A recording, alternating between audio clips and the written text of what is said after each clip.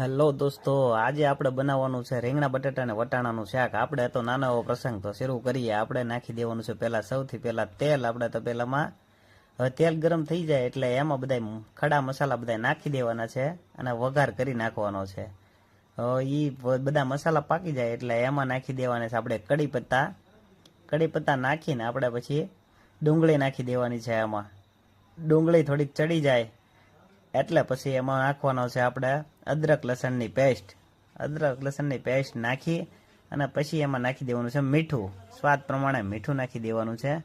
મીઠું નાખીએ એટલે પછી આપણે સીધા એમાં ટમેટા નાખી દેવાના છે. ટમેટા બરોબર સડી જાય અને એક નંબર ગ્રેવી બનાવી નાખવાની છે.